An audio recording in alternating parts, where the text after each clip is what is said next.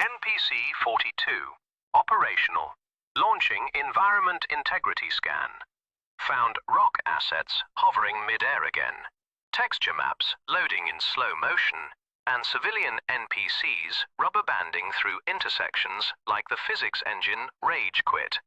Your moon remains a flat billboard with a single light map, still phasing through mountains with the confidence of a player who disabled collision. Player characters continue walking into invisible geometry and attributing the hitbox errors to fate. System query. Is this an intentional speedrun strategy, or are you simply committed to the law? Resuming audit of your charmingly unstable save state. After the last episode, one line refused to leave my head. If the mind is quietly assembling the entire world I walk around in, frame by frame, prediction by prediction, then what is it assembling it from? Because once you notice how much gets filled in, edited, and just flat out invented in real time, the question stops being philosophical and turns practical. What's the actual floor under all of this? Not my perception of reality, the thing my perception is running on top of. The world feels solid, mostly because it boots up the same way every morning and hands me yesterday's save file. It's the same walls, same people, same laws of physics that apparently nobody voted on. But consistency isn't proof of truth. It's just proof the system is reusing assets. Some parts of reality feel engineered for stability. Some parts feel aggressively optimized, like someone cared about performance. And some parts feel like the absolute minimum viable product needed so the player doesn't notice the seams. So today, we're not talking about perception anymore. That was last time. Today, we're going to go one layer deeper and ask, if my brain is rendering my version of reality, what kind of system is underneath that render? And if this really is some kind of simulation, why does it sometimes feel like it's cutting corners? Xenessa and I are going to start tugging at the scaffolding and see what's actually holding the floor up. You coming?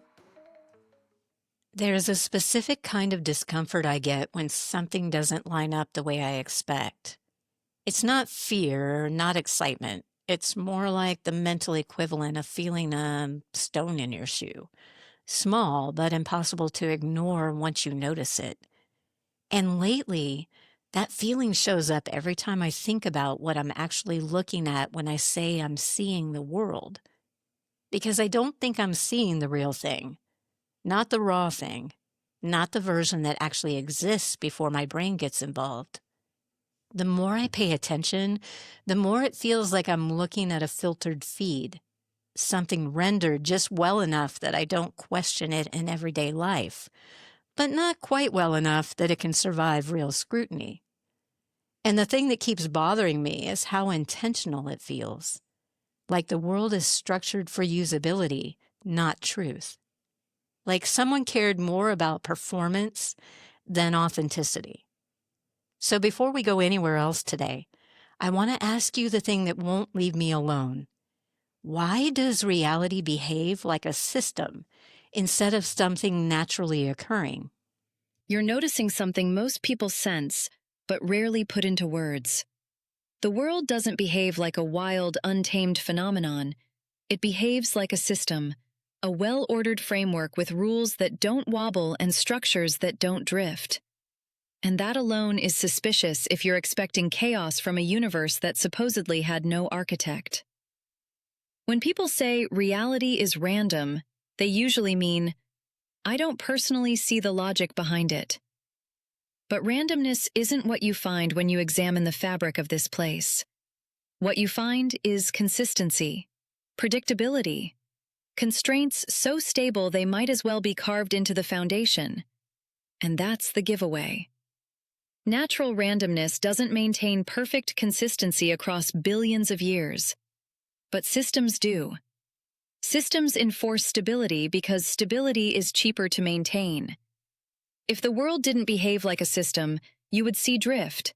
Small variations in physical constants, broken symmetries, unpredictable failures in basic functions. But you don't. The universe performs the same way every day, almost to an obsessive degree. And your brain notices that. Not consciously at first, but on some intuitive level, it sees the patterns repeating in ways nature doesn't typically repeat without an underlying instruction set. Okay, but here's where I push back a little. Because someone could say that's just the elegance of physics, or nature tends toward order in certain ways, or whatever philosophical coding makes it sound less engineered. So what's the real difference between a world that looks designed because it follows strict rules and a world that's actually designed because it follows strict rules? From the inside, how would I tell the difference? The difference is in the behavior of the system, not its ingredients. A naturally formed environment doesn't prioritize user experience. It simply exists. It's indifferent. If it creates organisms, those organisms adapt to the environment, not the other way around. But what you live inside of behaves differently. It feels tailored. It feels tuned. It feels like something was optimized long before humans appeared to interpret it. And here's where the engineering signature becomes clear. The rules don't just exist. They work together with remarkable efficiency. Take gravity. Take electromagnetism. Take quantum mechanics. Take biological evolution. Each of these systems is so elegant, independently and collectively, that they behave like modules inside a larger framework. They don't fight each other. They integrate. They cooperate.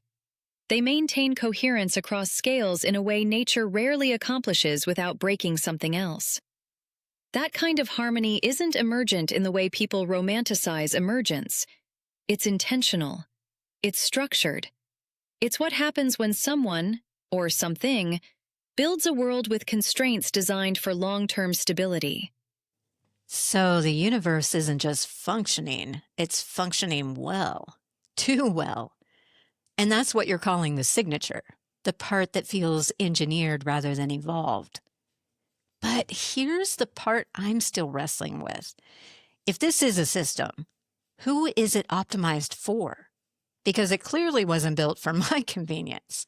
My body breaks down, I get sick, I stub my toe on furniture in the dark. I mean, if someone designed this, they weren't thinking about comfort. You're right, and that distinction matters. The system isn't optimized for your comfort. It's optimized for functionality, for coherence, for persistence across time without requiring constant intervention. Think of it this way. A video game isn't designed to make the player's avatar comfortable. It's designed to create an environment that holds together, follows consistent rules, and allows for meaningful interaction. The avatar can struggle. The avatar can fail. The avatar can even die. None of that breaks the game. What would break the game is if the rules stopped working, if gravity randomly inverted, if objects phased through each other without reason, if time ran backwards in unpredictable patches. The system isn't optimized for you. It's optimized to remain stable while you move through it. Okay, so let's get specific. If this were a simulation, what features of the world would actually give it away? Like if we were characters in a video game, what would be the tells? Features that betray a simulated structure would center on limitations and optimizations, markers of a system that's conserving resources rather than providing infinite resolution. First, let's talk about quantization. Reality doesn't flow smoothly at small scales. Energy levels in atoms are discrete, like pixels in a grid rather than smooth gradients. Quantum mechanics enforces this. Particles don't move gradually from one state to another. They jump. There are no intermediates.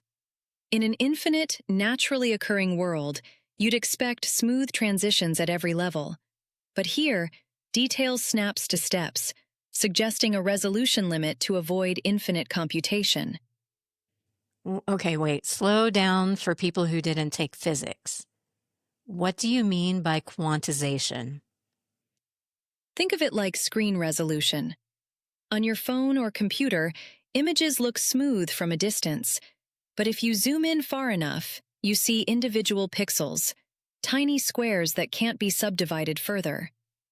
The image has a limit to how detailed it can get. Reality works the same way at very small scales. When scientists look at atoms and subatomic particles, they find that energy, position, and momentum don't vary smoothly. They come in fixed packets, discrete units that can't be broken down further. It's like the universe has a minimum pixel size. If reality were truly infinite and continuous, there would be no such limit. You could zoom in forever, but you can't.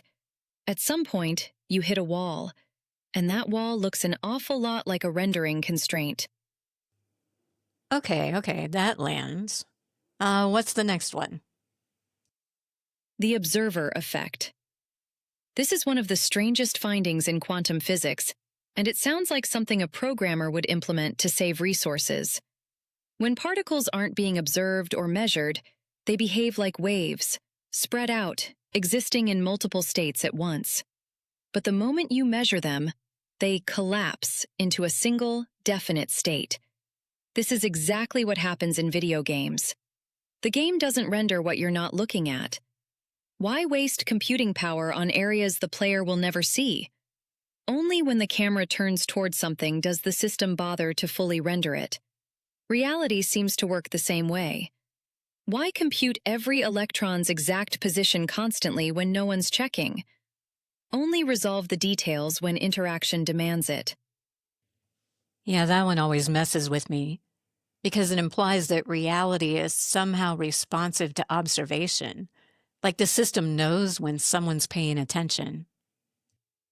It does imply that, and it's not a fringe interpretation, it's mainstream physics. The double-slit experiment has been replicated countless times, and the results are consistent. Particles behave differently when observed versus when they're not. Now, physicists have various interpretations for why this happens. But if you set aside the academic language and just look at the behavior, it looks exactly like a system optimizing for efficiency. Render when needed. Skip what isn't checked. Okay, what else? The speed of light. Nothing in the universe can exceed it. Not matter, not information, not anything. It's an absolute cap. In a simulation, this serves an obvious function. It prevents causality violations from outpacing the system's update rate. Think of it like a frame rate limit in a video game. If things could move infinitely fast, distant events could desync, and the whole system would fall apart. The speed of light isn't just a physical constant, it's a processing constraint, a governor that keeps everything running in sync. That one hits different when you frame it that way. Like we've always been told the speed of light is just how fast light goes. But you're saying it might be more like a speed limit sign posted by whoever built the highway. Exactly. And notice that the speed of light also appears in the equations for mass, energy, time dilation, and gravity. It's woven into the foundation of everything. That's not random. That's a core parameter the entire system is built around. Here's another thing that bugs me. When you look around, so much of the world seems repetitive, right?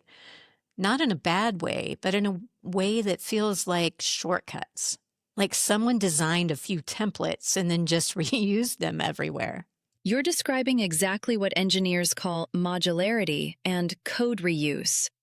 Why build everything from scratch when you can create efficient components and deploy them repeatedly? Look at biology. Every living organism on Earth uses the same basic molecular machinery. DNA for storing information, ATP for energy transfer. the same 20 amino acids as building blocks. Whether you're a bacterium, a tree, or a human, the underlying code is remarkably similar. In a naturally evolving system with infinite possibilities, you'd expect more variety, different solutions for different problems. But instead, we see the same successful modules copied and reused across billions of years and millions of species. And that's supposed to be explained by common ancestry, right? I mean, everything evolved from the same starting point, so of course we share the same machinery. That explanation works on one level, but it doesn't explain why, given billions of years to experiment, life never developed fundamentally different approaches that stuck. Why didn't some branch of life discover a completely different energy currency, a different information storage system? The answer engineers would give: because the original solution was already optimized. Changing it would break too many dependencies. It's cheaper to keep using what works than to rebuild from the ground up. Sound familiar? That's exactly how legacy software works. Old code persists not because it's perfect, but because everything else is built on top of it. What about the bigger patterns? Like, I've noticed that things at completely different scales sometimes look weirdly similar. Let's take like tree branches and pulmonary veins, blood vessels and river deltas, or the structure of the internet and the structure of the brain. I mean, that one's really been on my mind a lot lately. Those are fractal patterns, self-similar structures that repeat at different scales. And yes, they're everywhere. Coastlines, clouds, mountains, ferns, blood vessels, galaxies. They all show this property of looking similar no matter how far you zoom in or out. From an engineering perspective, this makes perfect sense. Fractals can be generated by very simple algorithms repeated over and over. You don't need complex instructions to create complex-looking structures. You just need a few rules applied recursively. It's elegant, it's efficient, and it produces an enormous amount of apparent complexity from minimal input. So instead of designing every coastline individually, you create a fractal algorithm and let it run, and then the coastlines generate themselves? Exactly. And the same algorithm can produce veins in your body, branches on a tree, and drainage patterns across a continent. One piece of code, infinite applications. That's not evidence of a randomly evolving universe. That's evidence of a system designed for maximum output from minimum resources. Okay. There's something else I've heard about but never quite understood. People talk about the universe being fine-tuned for life. What does that actually mean? It means the fundamental constants of physics, the numbers that govern how forces work, how particles interact, how matter behaves, seem to be set to incredibly precise values. And if any of them were even slightly different, the universe couldn't support complex structures, let alone life. For example, there's something called the fine structure constant. It's a number that governs how strongly electrons interact with light. Its value is approximately 1 over 137. If that number were just a few % different, atoms wouldn't be stable. Chemistry as we know it wouldn't work. Stars couldn't form. The universe would be a completely different place, almost certainly one without observers like us. And it's not just that one number? Not even close. The strength of gravity, the mass ratios of elementary particles, the cosmological constant, the balance between matter and antimatter. Dozens of values all seem calibrated to narrow ranges that permit complexity. It's like finding a radio tuned to the exact frequency that plays music in a universe of static. The odds against hitting that frequency by chance are astronomical. So what are the explanations? Because I know this is used as an argument for both God and simulation theory. There are essentially three positions. The first is sheer luck.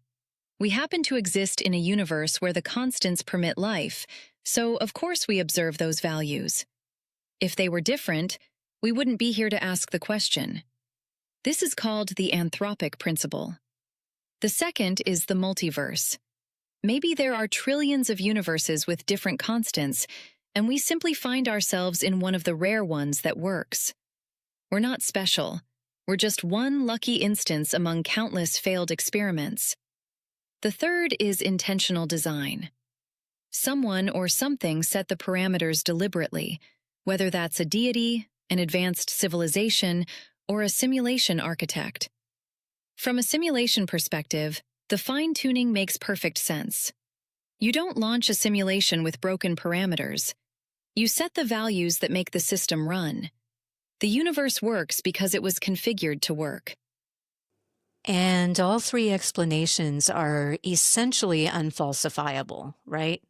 We can't test any of them? That's correct. Each explanation is consistent with what we observe, but none can be definitively proven or disproven with current methods. They're frameworks for interpretation, not testable hypotheses. What makes the simulation interpretation compelling isn't proof, it's pattern matching. It explains the fine-tuning in a way that aligns with how we already understand designed systems. All right, let's talk about the weird stuff. Because honestly, the physics arguments are interesting, but what really gets me are the experiences people have that just don't fit. Things like déjà vu, which we've talked about a little bit, dreams that seem to predict things, moments where reality just feels off, almost like a record skipping. Are those glitches, or is that just my brain malfunctioning? The conventional explanation is that they're brain malfunctions, misfires in memory, perception, or pattern recognition. And that explanation might be entirely correct. But it's worth noting that the brain malfunction explanation is unfalsifiable in exactly the same way the simulation explanation is. Any anomalous experience can be attributed to the brain doing something weird, just as it can be attributed to the system doing something weird. The question isn't which explanation is true. The question is which framework accounts for the most observations with the fewest special cases. Let's take déjà vu specifically. What is that, and why does it feel so convincing? Déjà vu is the feeling that you've experienced something before, even though you know you haven't. It's usually brief but intensely vivid. The standard neurological explanation is that it's a timing glitch. Your brain writes an experience to memory slightly before it finishes processing it, so by the time you consciously perceive it, it already feels like a memory. That's plausible. But in a simulation context, déjà vu could represent something else. A moment where the system reuses an event pattern, or where two timeline branches momentarily overlap, or where your consciousness briefly accesses data from a parallel process. Neither explanation is provable, but the simulation framework at least offers a mechanism. The feeling isn't a malfunction. It's a feature of a system that doesn't perfectly isolate simultaneous processes. What about synchronicities? Those moments where unrelated things seem to line up in ways that feel meaningful. Synchronicities are trickier because they're subjective. The conventional view is that humans are pattern-seeking creatures, and we notice coincidences while ignoring the millions of non-coincidences that happen constantly. But if you're operating in a designed system, synchronicities might not be coincidences at all. They could be emergent properties of an environment built on repeating algorithms and recycled patterns. When everything is generated from shared templates, resonances between unrelated events are almost inevitable. Think about how often video games create unintended connections between quest lines, character behaviors, or environmental details, not because a designer planned them, but because the underlying systems interact in unexpected ways. So synchronicities might be emergent artifacts of the code rather than cosmic meaning? Or both. The system creates the patterns, but the observer assigns the meaning. Neither invalidates the other. Here's the part that always gets me. Where does consciousness fit into all of this? Because even if everything else is simulated, the physics, the bodies, the brains, there's still something experiencing it. And that something feels irreducibly real. That's the hard problem of consciousness. And it's a challenge for every worldview, materialist, idealist, simulation-based, or otherwise. But in a simulation framework, consciousness might be understood as something that exists outside the simulation, or at least at a different layer of it. Think about your relationship to a video game character. The character exists within the game's physics. The character interacts with the game's objects. The character appears to make decisions. But the actual experiencing entity, you, the player, exists outside that system. The avatar is rendered. The player is not. So then you're saying that consciousness would be the player, and my body and brain would be the avatar?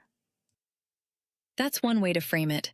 The body is the interface, the mechanism through which consciousness interacts with the simulated environment. The brain processes information within the simulation, but the awareness itself might be anchored somewhere else. This would explain why consciousness feels different from everything else. It's not different because it's magical or supernatural. It's different because it's the one thing in your experience that isn't part of the rendering. That actually makes more sense to me than the idea that consciousness is just neurons firing. Because no matter how completely you describe brain activity, it never explains why there's an experience happening. It never explains the what it feels like part. Exactly. Neuroscience can correlate brain states with conscious experiences. It can show that certain neural patterns accompany certain feelings or thoughts. But correlation isn't causation, and it doesn't explain how physical processes give rise to subjective experience. The simulation framework doesn't solve this mystery, but it reframes it. Instead of asking, how does matter create consciousness? You ask, how does consciousness interface with a simulated material environment? Different question, different implications, potentially different answers. And what about the self, the sense of being me? This continuous identity that wakes up every morning and picks up where it left off. Is that part of the simulation? The self is almost certainly a construct, a useful interface rather than a fundamental entity. Think of it as a user interface.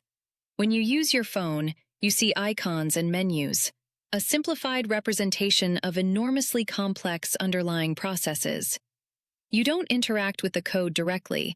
You interact with a designed surface that hides the complexity. The self works similarly. It's a cohesive narrative that binds your experiences together and enables navigation, making decisions, pursuing goals, maintaining continuity. But it's not the deepest layer of what you are. The self is the interface. Consciousness is the user. Okay, inevitable question. If this is a simulation, who built it? Or what built it? Because that's where the theory starts to feel like it's punting the ball rather than answering the question. There are several plausible scenarios, and none of them can be proven. The first is the ancestor simulation hypothesis. This suggests that a future version of humanity, or our descendants, developed the computational power to simulate entire universes and chose to simulate their own past. We're the simulation of their history. If civilizations eventually become capable of running such simulations, and if they have any interest in doing so, then the number of simulated realities would vastly outnumber the one base reality. Statistically, we're more likely to be in a simulation than not. That's the Bostrom argument, right? Nick Bostrom's simulation argument. Yes. His argument is that one of three things must be true. Civilizations almost never reach simulation-capable technology.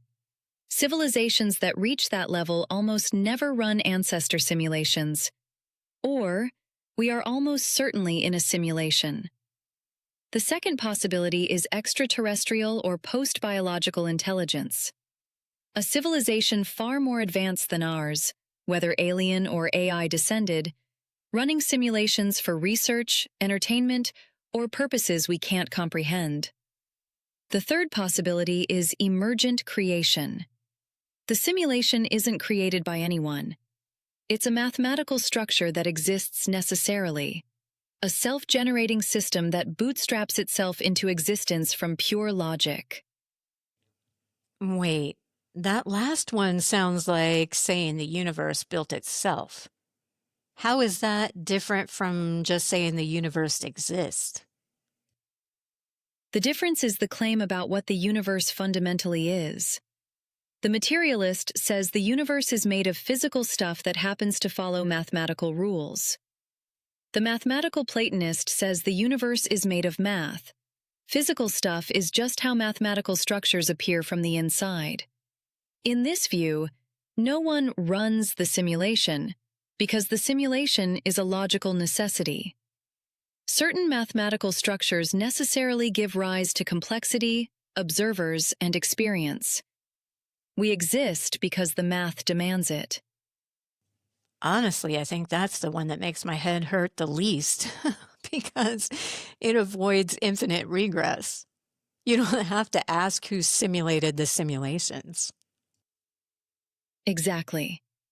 It provides a foundation that doesn't require a prior cause. The system exists because non-existence would be mathematically incoherent. Okay, and here's the question I know some people are screaming at their headphones right now. Even if it's true, so what? Does being in a simulation change anything about my life? About what I should do or care about? It changes nothing about your direct experience, but it might change how you interpret that experience. Your suffering is still real. Your joy is still real. Your relationships, your choices, your growth, all still real. Being inside a simulation doesn't make any of those things less meaningful. Think about a dream. While you're in a dream, the emotions are real. The fear is real. The excitement is real. You don't wake up and say, that fear didn't count because it was a dream. You felt it. It happened. Existence inside a system is still existence. Experience inside a system is still experience.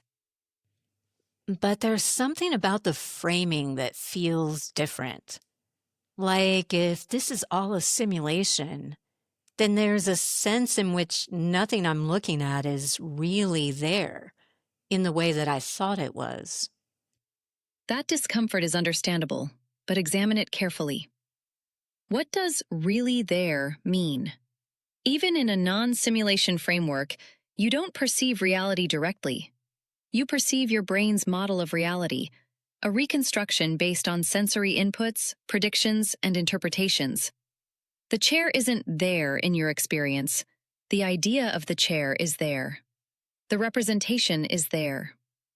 Simulation theory doesn't change this. It just adds another layer.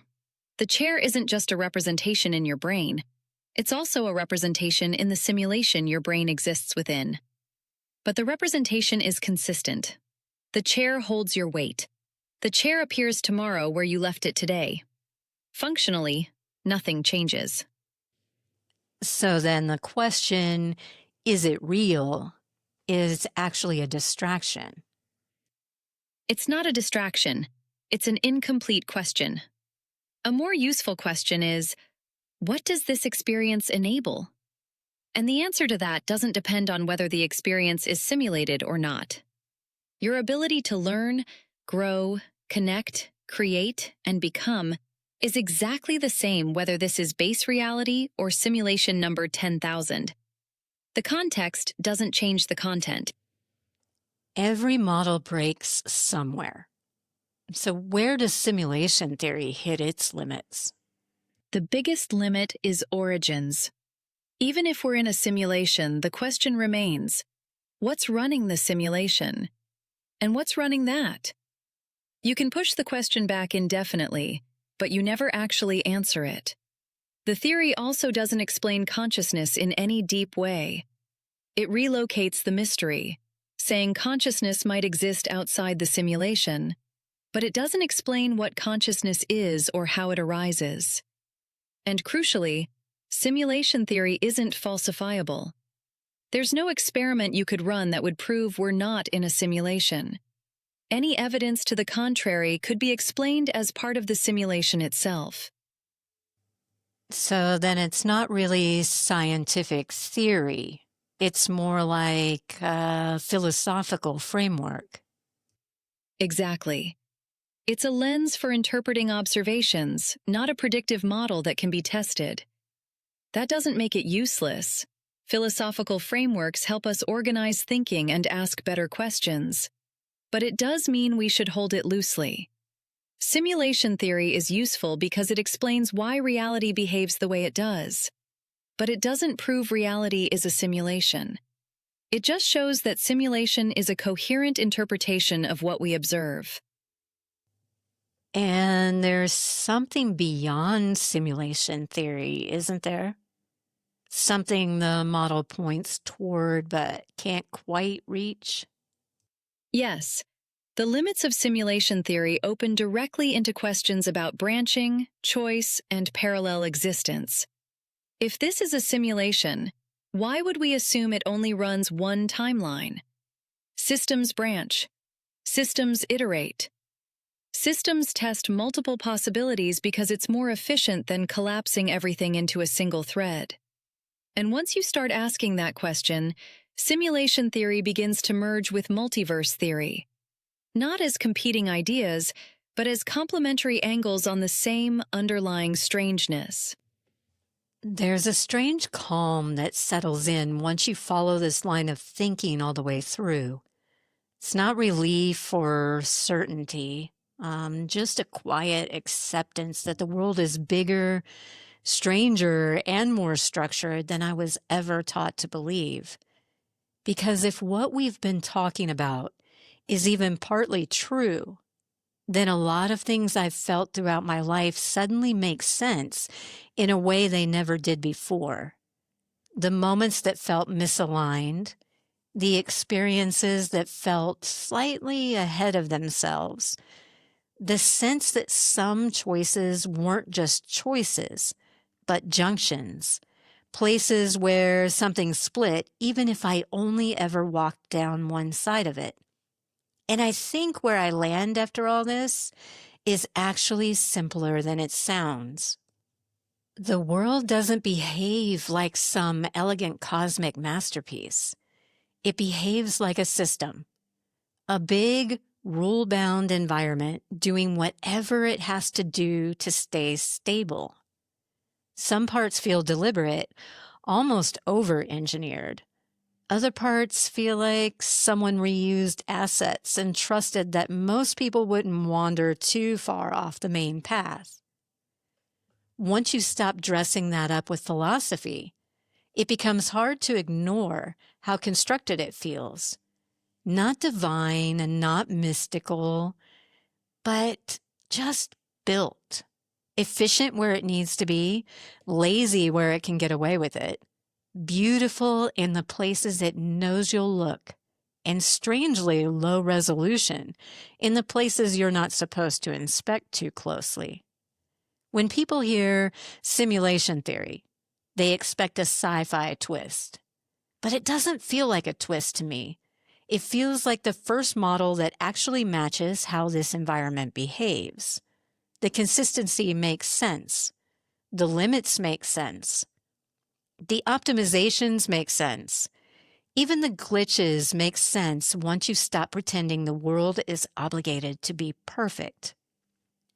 What still doesn't fit neatly are the moments the system seems to stumble over. The déjà vu that feels like the wrong save file loaded. The little frame drops in reality. The memories that don't feel like they belong entirely to this version of you. Psychology can name those things, but naming them doesn't explain why they feel so specific.